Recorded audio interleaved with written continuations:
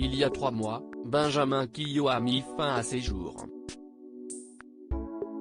Le 12 juillet dernier, le fils de Lisa Marie Presley et petit-fils d'Elvis Presley s'est suicidé à seulement 27 ans et après des années de dépression et de lutte contre ses addictions.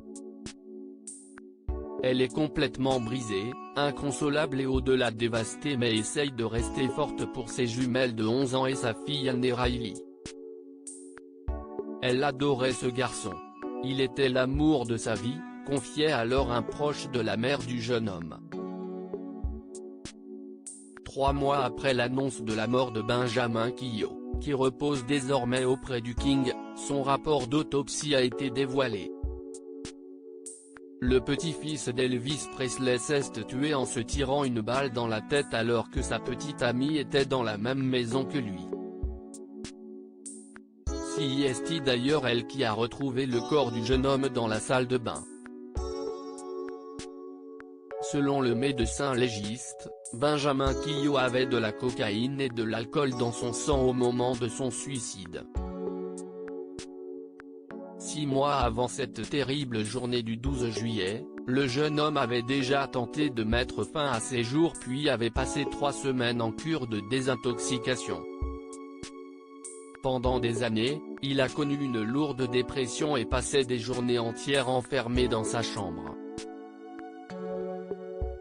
Selon un proche de la famille qui s'est confié dans les colonnes du Sun, Benjamin Quillot se sentait perdu dans la vie et se débattait dans l'ombre de son grand-père.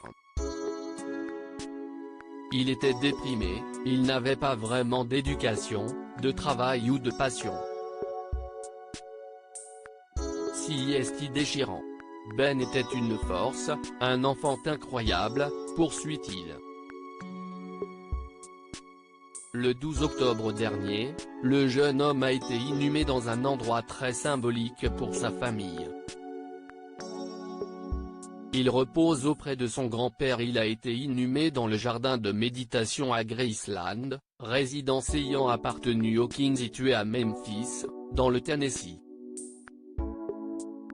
Le fils de Lisa Marie Presley a été enterré tout près de sa famille, son arrière-grand-mère Gladys, son arrière-grand-père Vernon, mais aussi et surtout aux côtés de ce grand-père qu'il n'a jamais connu, Elvis Presley. Une terrible disparition pour cette mère poule.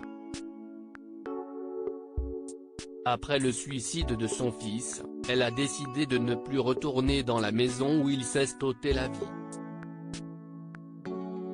Ils étaient déjà aux prises avec le problème de la moisissure et maintenant Lisa ne veut plus revenir, racontait un proche de la chanteuse au Sun. Elle est trop en détresse et ne veut plus jamais revivre ce matin.